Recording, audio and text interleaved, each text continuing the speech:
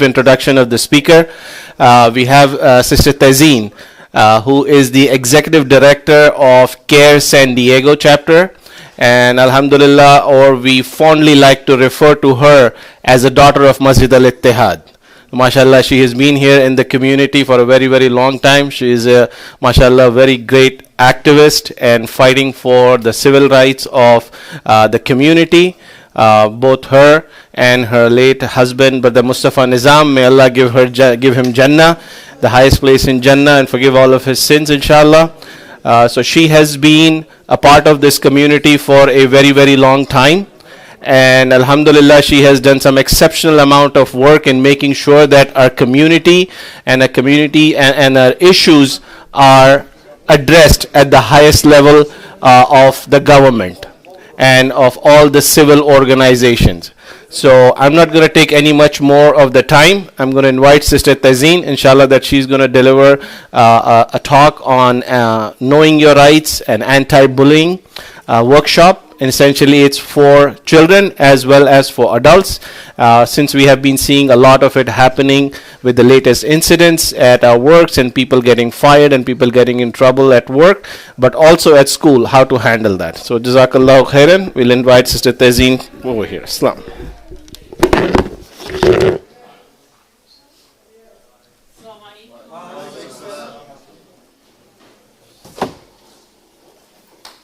I feel odd being here, let me just tell you that. Why?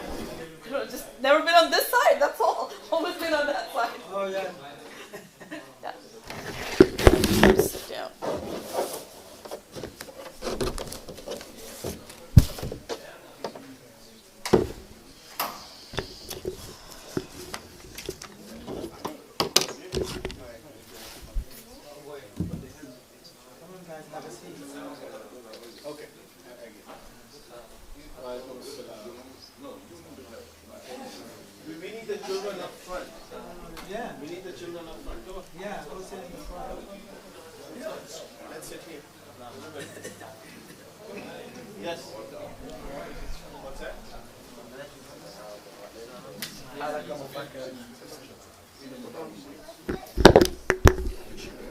Never been good at that.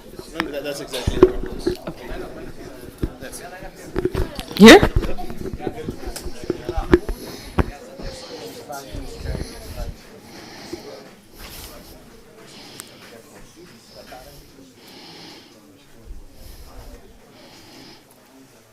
Tell it? Okay. That's okay.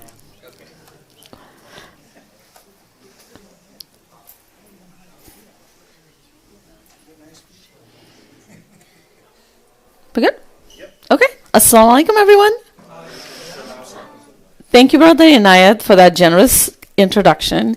I do feel really old after that, but I am old, so I will take it with a grain of salt. So, alhamdulillah, I've been part of this masjid for 20 plus years, since even before I moved to Vista. I used to work in Vista and then come here for Jama'ah, and then sometimes on the weekends with my husband. So I've been part of this masjid, and mashallah, I've seen it grow.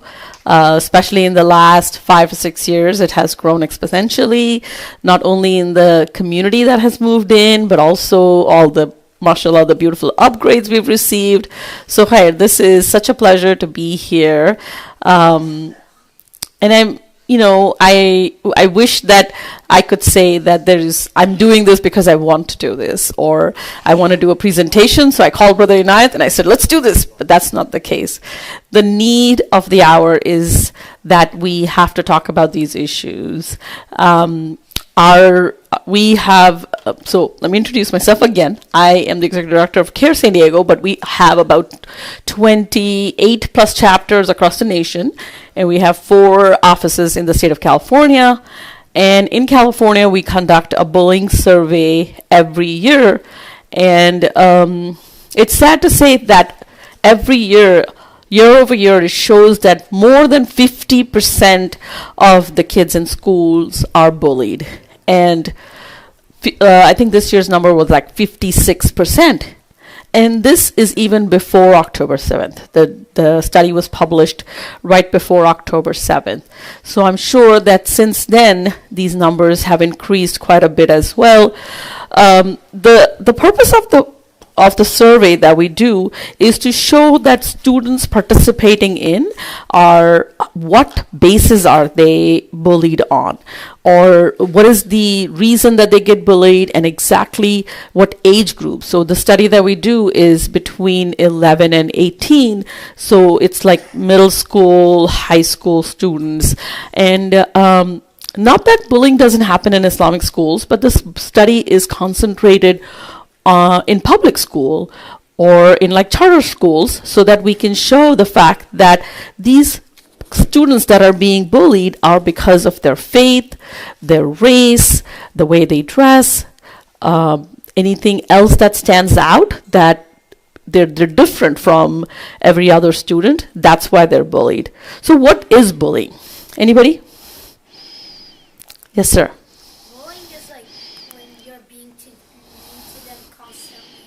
When somebody's being mean to you constantly. Yeah, that's true. So bullying is any kind of something that you don't want, an unwanted physical, verbal, social, any kind of aggressive behavior towards you that you don't want. So it's unwanted by you. There's also cyberbullying, right? So those of us that have phones or that are on the internet will know that you get bullied sometimes online as well. It doesn't have to be physical. Like, people don't have to really physically push you. It could be they could say mean things about you online or on your social media pages, right? Do you have a social media account? Good, because I was gonna get mad at your dad if you did. So it's a good thing you don't. Yes, alhamdulillah. Yes. So also, like you said, being bullied all the time. So not just once or twice, but it's repeated. Every day you go to school and this person's there at the door waiting for you to push you or say mean things or call you names. There's lots of horrible names that people call you. So if let me ask you an example. Let's say you were walking through the hallway of the school and you tripped and fell and somebody was standing next to you and you thought that they pushed you or they tripped you. Would that be bullying? No, that would be like an accident. Or if it was on purpose, it would just be being mean to you. Yes, definitely. And now I want somebody else to answer. Why do you think somebody would pick on you? Just any reason. Yes. Your race, okay. What else? What clothes you wear. What clothes you wear. Or what else? Your faith. If they knew you were Muslim by, that you outwardly either showed up, or if your mommy or daddy showed up and they were outwardly Muslim. Let's say I went to drop my daughter off. She may not look Muslim or wear hijab, but I do. So they know from their parents' appearance as well as that's bullying, that they're of a different faith. And that could be the reason of bullying.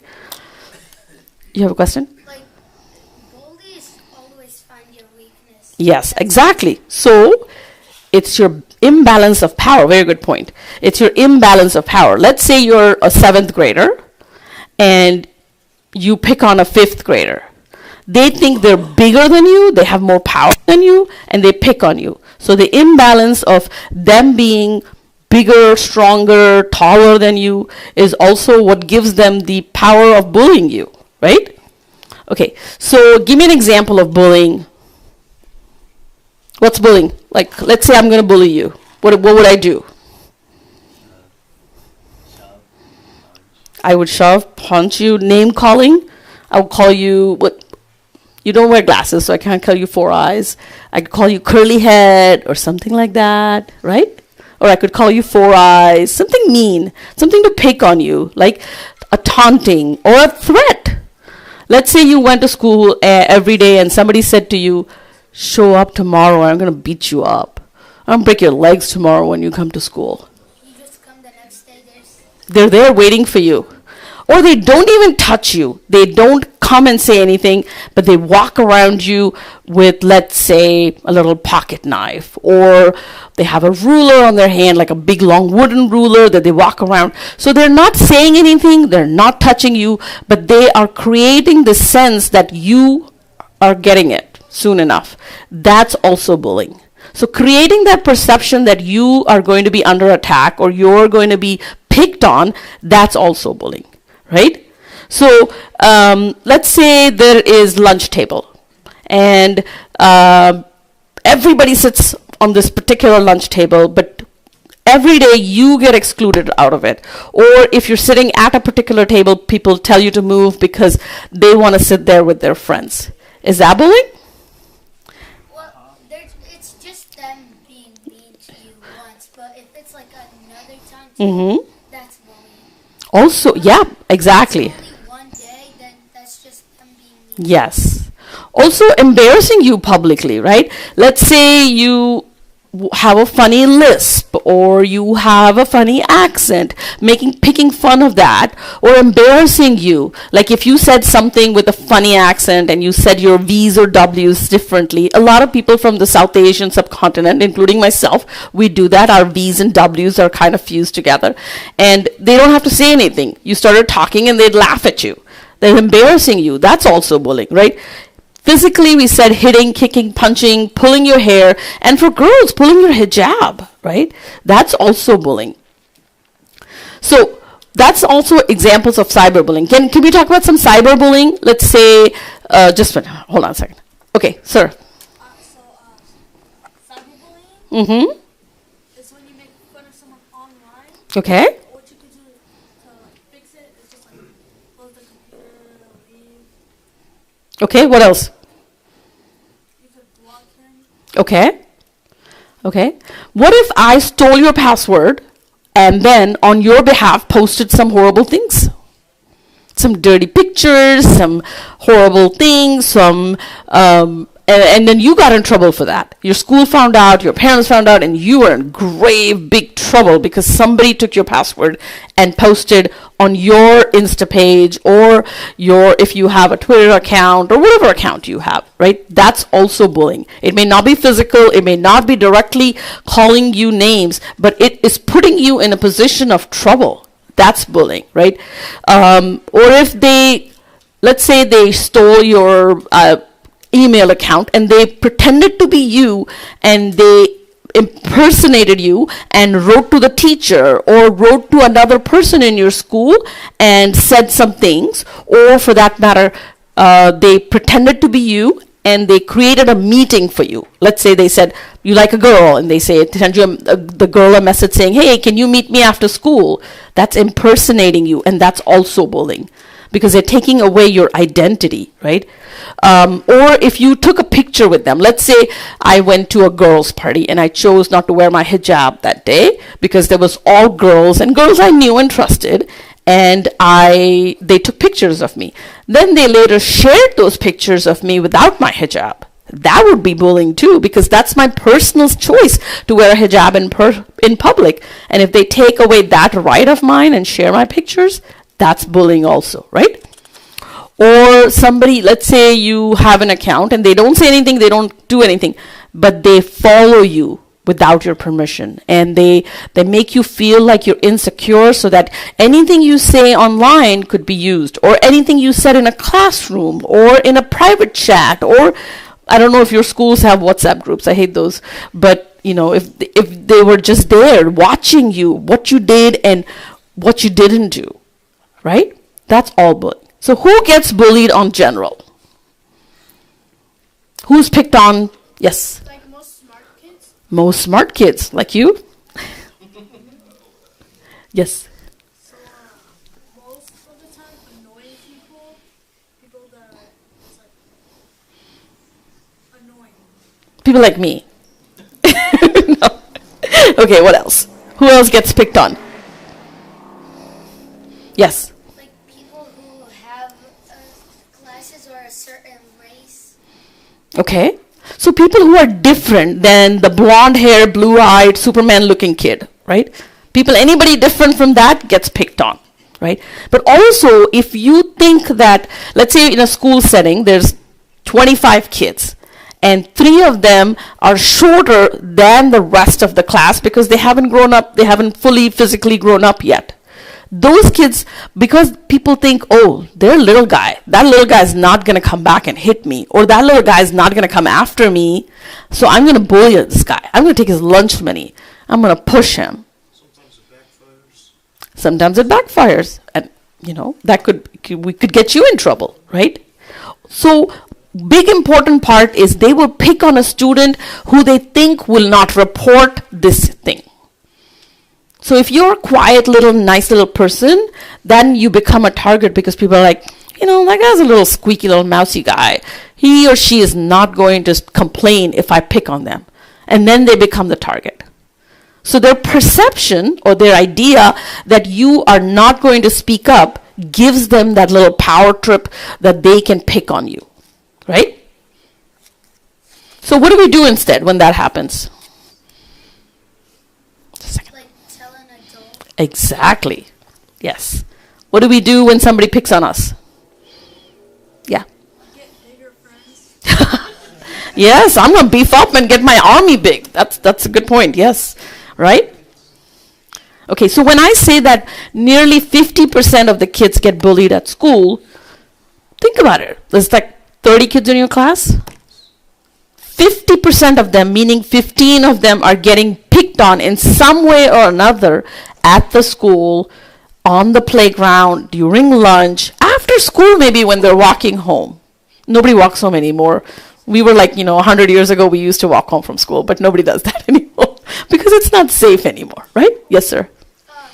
In my school, most younger kids bully other kids, but the older kids barely even bully.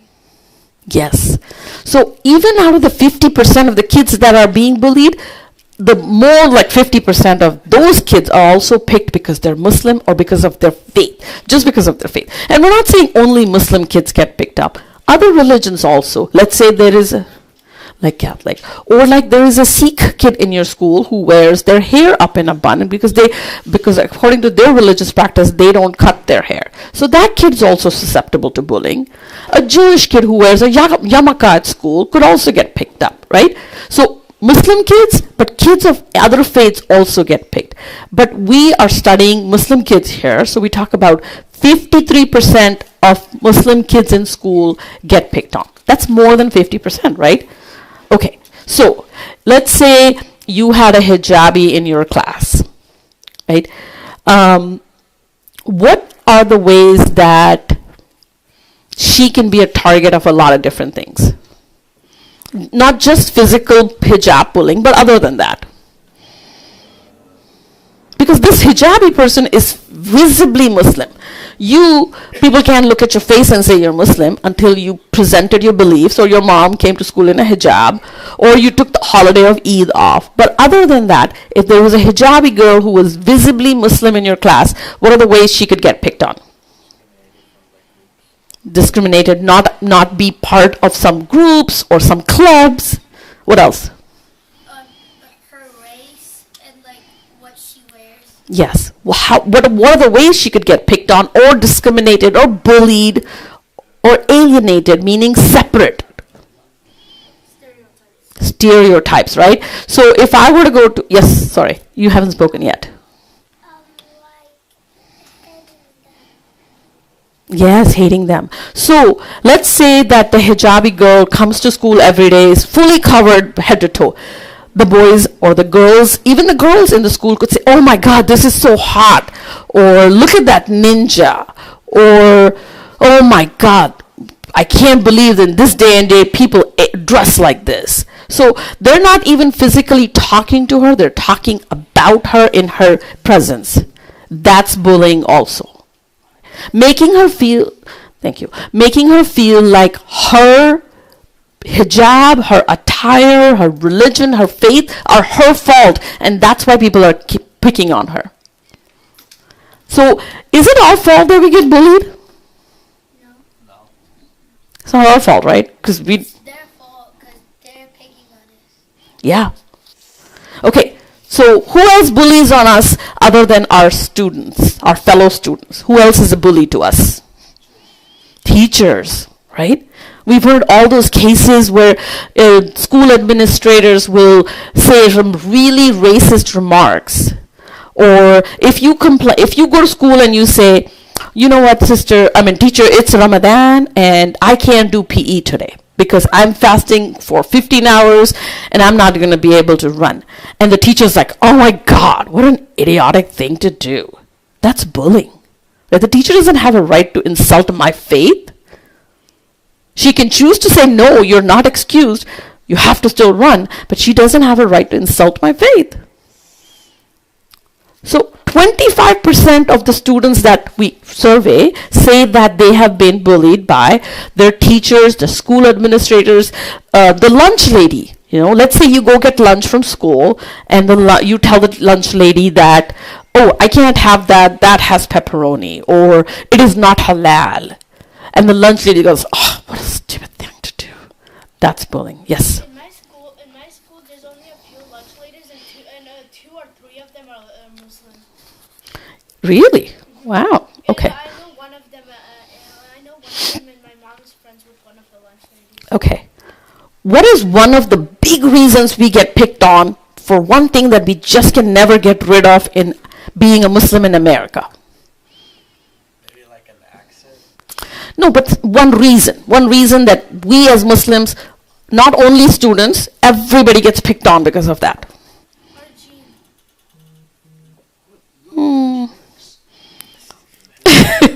Yeah, 9/11, right? It was way before everybody, all of this side of the room was born. All of this. And the rest of the people were little as well. So that had nothing to do with us. But 9/11, when the terrorist attacks happened, somehow that always follows us. And especially at the time when there's an anniversary of 9/11, like every year on September 11th, especially every 10 years of September 11th, the incidences of bullying and hate incidences across the nation, just the numbers go up. Because people think it's a free fall. Hey, it's like Halloween for them. They have open gates to pick on us. So what happens around that time, right? There is like people talking about how the terrorists took many American lives, or how many wars have happened after that, or how Muslims are a reason of a lot of violence in the world. A lot of that information is untrue. But somehow, people hold us accountable for it. Something that y'all were not born. Most of your parents were probably not even born. So you had nothing to do with it. So you shouldn't be picked on for that. Absolutely not. Even if you were born, it's got nothing to do with it. You didn't do anything about it. So you have no reason to be the target of hate at that time. And we may not know how to answer it. So we don't know when somebody says something like, oh, terrorist, or, oh, yeah, Osama bin Laden, or something like that. We don't know how to respond because who knows how to say or respond to all these hateful things. So what do? Ignore it? Okay. What's another thing? Tell your parents are a trusted teacher. Thank you. What else? Tell a adult. Yes. Yes. Make fun of them back. I'm not going to say that. Okay. So, first very important thing is to tell your parents, because they are the people who protect you. They have the responsibility and the right to protect you. If you're in a school and you have a good relation with your teacher, talk to your teacher, come home, tell your parents, and then tell your parents to come to school and talk to your teacher. Make sure that the teacher tells the principal, and make sure the principal tells the superintendent, and make sure the superintendent tells the school board, right? So we have to take this and we have to elevate it. Because guess what happens? When we don't talk about it and we don't report it, it's not like it's going to go away. Right? Today it's 9/11, tomorrow something else. They're going to find another reason to pick on us. So that's the main important reason we have to talk about it. The other thing is, if they pick on you today, tomorrow they're picking on someone else. We don't want to let them get away with it, because they're going to come back and do it to another person. They're going to go to high school and become an even bigger bully. That's the most important thing that you got to put an end to it. Right? Yes, sir. If you were to make like a 9/11 joke, would that be put inside of your record? If you were to make a punchline, yeah, yes. That's why I'm saying let's elevate it to every level we possibly can. And then that wonderful thing happens when you do that. That person gets to realize not to do it again.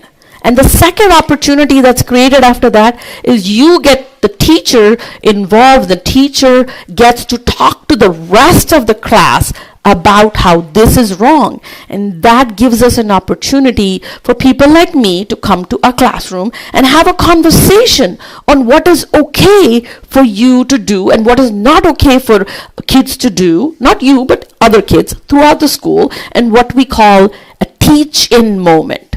Right? We create a teach-in moment where we go to school and we talk about what is Islam, what do Muslims do, and what are the rights of American-born Muslims. You are all American-born Muslims. You're Muslims while living in America, right? But you have rights.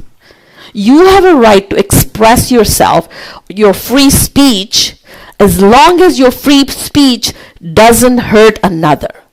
And you also have a right to be protected against other person's evil words. Right? What else? Okay, so somebody tell me about a bullying incident that happened to them. Yes? Okay, so this didn't really happen to me. It happened to one of my friends. They were hanging out with like a bunch of white people. Mm-hmm. And then like a staff member came up to them and they asked for like their names. And then one of them says like Julieta, and she's like, why aren't you hanging out with Mexicans? Whoa, that's bad. Okay, any other incidences anybody remembers? So when I was in kindergarten before, I sat at my table and the three kids said I wasn't allowed to sit on the table because of my skin color was different from them. Oh, that's bullying. For sure, that is bullying. Okay, what happens when you see somebody get bullied? What do? You're too little. You won't be able to do it right now. So listen. Okay, what are you going to do? What I would do is defend them. How would you defend them? That's racist. Okay, you would interject and say something. Okay, what would you do? Like be an upstander, not a bystander. That is a beautiful word. Upstander. That's a great word. Did I teach you that? No, I'm just kidding. Okay, so there is another part of training that I do, and someday, inshallah, I'll come back and do it, and that's about being an upstander and a bystander. So if you see something being bullied, and the person bullying is bigger and, whatever, first of all, calmly walk away, go get a teacher, report it to the teacher immediately, right? And if you're afraid for your safety, make sure you tell the teacher, please keep my name out of this. I don't want to be hurt. If you're afraid for your own safety, don't get your name out there. So find an adult, tell the adult not to tell everybody that it's you who snitched on them. And sometimes we think, I don't want to be a snitch, I'm not going to go do that. But guess what? You gave this person a license to continue this if you don't stop them. Hold on a second. Right? So you have to be an upstander, good word, and be the bigger person, get an adult involved. Okay, now we're going to put a pause to your work and go to the parents.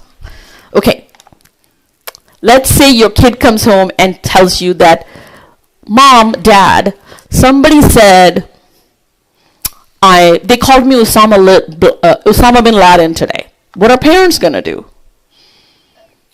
You're not a parent. What are parents going to do, right? The parents, first and foremost, I'm going to make sure that my child is safe, did not get hit on, picked on, bullied, pushed, shoved, did not get any physical harm. The first thing, right? The second thing, I'm going to have them tell me the whole story, and then I'm going to write everything down. Write everything down. Document everything. Okay? Then the next thing I'm going to do is in the morning, I'm going to call the teacher and say, I need to come talk to you. I'm going to go talk to the teacher. I'm going to make sure that the teacher gets that other kid's parents involved so that we have a teach-in moment where this child is taught that this doesn't work. This kind of behavior, this kind of bullying doesn't work, right? And then I'm going to say, let's create a moment where somebody can come in and do an Islamic 101 teaching in the school where all the students, all the teachers, all the administrators get to learn about Islam so that they don't have all these mis-ideas, wrong ideas about Islam, and they feel like it's okay to say these horrible things. So that is an opportunity as parents we can create. But the most important part of that is when your child tells you something, don't brush it aside. I am a victim of brushing things aside. So I am telling you my story for a second. My daughter, because I'm always so busy, I keep her hair short. When she was in like 6th or 7th grade, we let her hair grow out, and I was tying her braid, and she started crying, and I said, why are you crying? She goes, no, please don't do my braid. You can do, like, I'll cut my hair, don't do my braid. And I was like, what in the world? Why didn't you not want to do your braids? And she goes, Mom, I never told you, but in 3rd grade, every time I went to school, this boy used to take my braids and pretend like it was a motorcycle. You see, like, we do that too. Sometimes, we've all picked on our little brothers and sisters. But this boy in school did that to her. And he was a new kid to school, so he wasn't there all year round. He came towards the end of the school, but he did that to her. And she just felt like she had to take it. And she never told me till like 3 or 4 years later. So I am a victim of not being able to report the bullying on my child. That's why I tell you, when your child comes and tells you something, take notice of it, write it down, talk to the teacher, talk to the principal, take the appropriate action. Find out exactly what was said to your child, what day, what time, how many times it happened, and put an end to it with the help of the school. And if your school's not listening, if they create an issue for you, call me. I'm great at fighting with principals and teachers. Just kidding. Right? And then you talk to your child.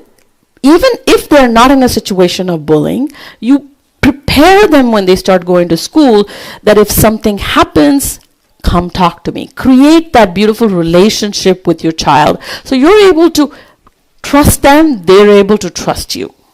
If they come home and their pants are dirty, don't say, oh, you little slob, you came home.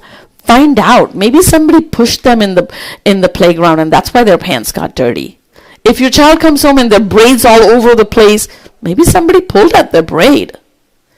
If your child wakes up every morning and has a stomachache and does not want to go to school, find out what the reason is. Maybe they have a bully at school. Maybe their teacher is a bully. That's why they don't want to go to school. Maybe they come home and they're severely hungry and they like scarf down on the food. Hey, what happened? Maybe somebody stole their lunch and wasn't letting them eat lunch at school. That's why they're super hungry and they're being picked on every day. Maybe their books are torn. Pages out of their books are torn. Or there's trash in their backpack. Lots of reasons. So speak to your child from a position of understanding and belief in them. Now I know we all think our kids make up tall stories. They do, because we did that too when we were kids. Right? But believe in them when they tell you that they're afraid to go to school. Now, don't go to school and beat up the other kid. That's not working. That makes you a bully. So parents, don't do that. The best thing, and we as Muslims have the best behavior taught to us by the Prophet, right? The kindness, the gentleness, the dignity and respect that we want to offer to others. And the same thing, even if their child is bullied, don't call them bullies. Don't say, you have not raised your child right, you're such a horrible person, this, that. We don't get to do that because we don't want anybody to do that to us. File a complaint. And like I said, if you are unable to get the teacher's attention, if you are unable to file a complaint, call me. So what we call is a uniform complaint procedure, which goes through the schools. Then the school has to report it. The teacher has to report it to the school reports it to the district reports it to the county board of education, and the county board of education files a uniform complaint with the school.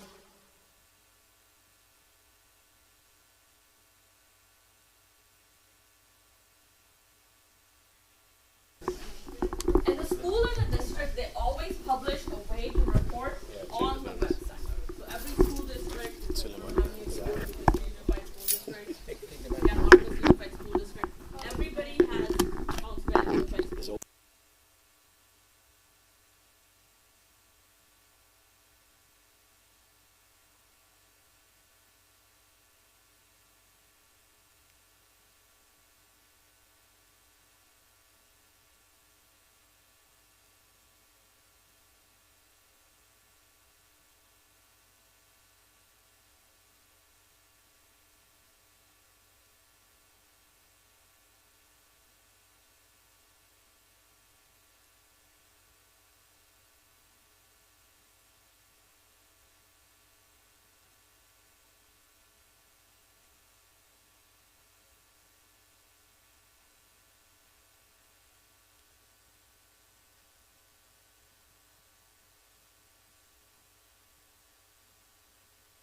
So when you put your child in front of a, thank you, spokesman.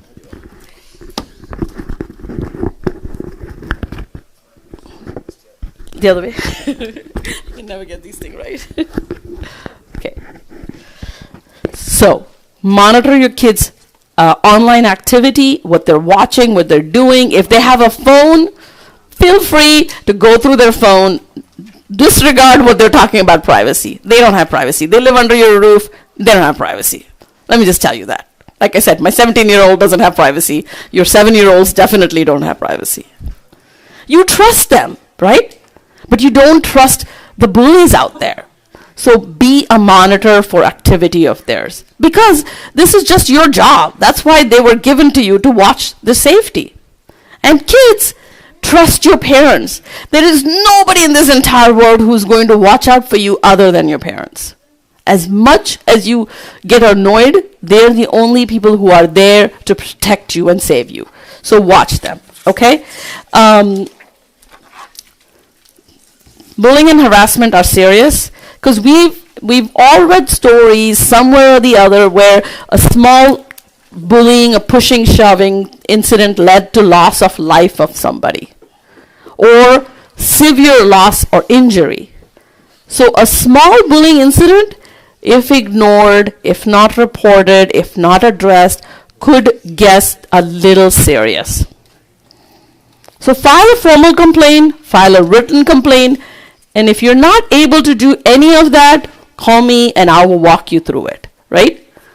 Now, I know that we have about 6 minutes, so I'm going to wait for questions, and then I will pick up another topic if there's no questions. Any questions?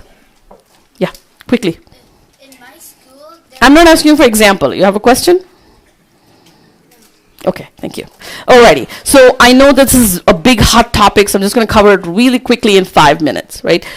Today's day and age, with everything that is happening in this world, there are a lot of issues where we think we don't have the freedom of speech of saying something or carrying our self-belief in public or at school or at work, wherever. The big part of all of that is you maintaining your dignity and respect, and the same way maintaining somebody else's dignity and respect. But that does not take your right away of free speech, of expressing your personal beliefs, your faith, your religion. But that does not give you a right to become a bully either. Just want to tie that into bullying, right? So addressing bullying and bias in schools is very important for yourself, but it's also important for other cultures and other religions. You have the right to say free Palestine on a school ground. And I know there's been cases where kids have been sanctioned, but you do have a right to say that. But what you don't have a right to is going to a Jewish kid and saying horrible, mean things because you don't want them to come and say horrible, mean things to you. Right? So it's a two-way street. Just remember that. At all times and days, if we can be respectful, then we expect respect and dignity from them. Right? Any other questions about that? Yes, sir. Are we able to bully people who have done bad things? Do you want to get bullied? Two-way street, brother. You bully, you get bullied. Khalas. Say you're bullying Adolf Hitler. Huh? Say it again. Adolf. Adolf. Who's Adolf? Hitler. Oh, Hitler. He's dead, so. Are we able to bully him He's dead. How are you going to bully him? if he was alive? Okay, if he was alive, this bullying rules were not in place back then, so hypothetical, not counting. Okay. Oh, my question was what again? Okay, yes. Yeah. Like, see, if someone bullies you first, then you have to bully them back. Okay, and then what happens? Okay, have you heard the phrase, an eye for an eye leaves the whole world blind? Let's say I poke one eye of your out, and you come back and poke my one eye out, right? And then I poke somebody else's out, and they poke my other eye out. I'm blind. And so is that other person eventually. So if we kept going around poking people's eyes, everybody would end up blind. So, His question, he's saying, can I defend myself? no, he's saying, can I bully them back? Right. So you can defend yourself. You can stand up for yourself. You can get an adult involved who will stand up for yourself. But you don't have a right to have a brawl in the school playground.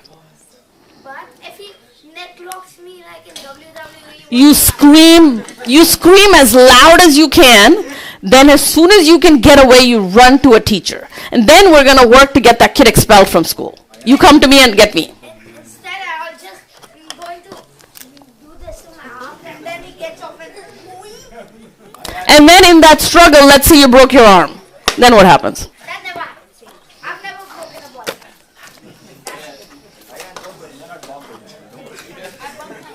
Okay, so very good example. Don't follow what he said. Very good example.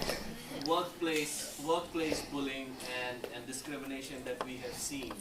What is your advice for people who are getting bullied at the workplace because of the views and again for the same things that children are getting bullied at the schools? So different set of laws apply to when it's a personal company, like a private company, versus in a public school or a public place of employment. Public place of employment, a lot of different laws about bullying, about anti-Islamophobia, anti-Semitism. All those laws are there in your handbook. The county, the school, everybody has to follow a certain level of law. Now, when it comes to private companies, if you are in a personal chat in your private group, let's say you work for Apple, and you are in a Slack that is created by the group of the Apple company, the subdivision gets to set the rules of that. And unfortunately, there are cases where expressing your support for Palestine or expressing your support for a certain group can get you in trouble. Now, this happened for a sister who works at UCSD. She's a PhD student, but she also works there. And in Ramadan, when the issues happened, she posted some of the things, and she said that people in Gaza were dying every minute. They started creating an atmosphere where they were trying to get her really to leave on her own.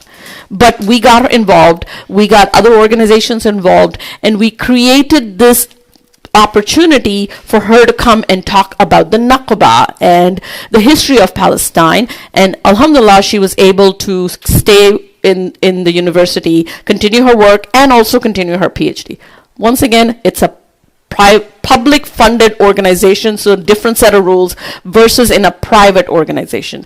I know there's a sister in North County who works for Apple, and she got fired because it wasn't even hers, she supported another sister who said something borderline anti-Semitic, but she got fired for that. This other sister kept her job, so in a private company, the rules are a little bit mitigating.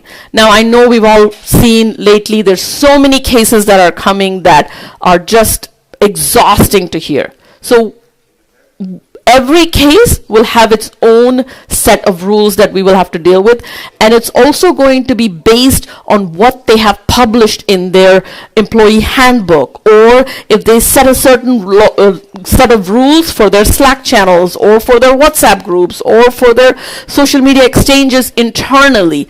But if you were to blatantly go out and be anti-Semitic, there is a good probability you're getting fired. But if you went out and you supported Palestine, you did not offend anybody. You did your job, you expressed your freedom of speech, and everything should be good, inshallah. Even if something did happen, there are ways that we can get that reversed and reinstate you. Okay? Welcome. If we are at time, and I know you have lots of questions, so inshallah, Sister Tazeen is still going to be here. So if you guys have any questions, please approach her. But now, inshallah, we're going to start praying Isha. That we'll have inshallah. Thank you.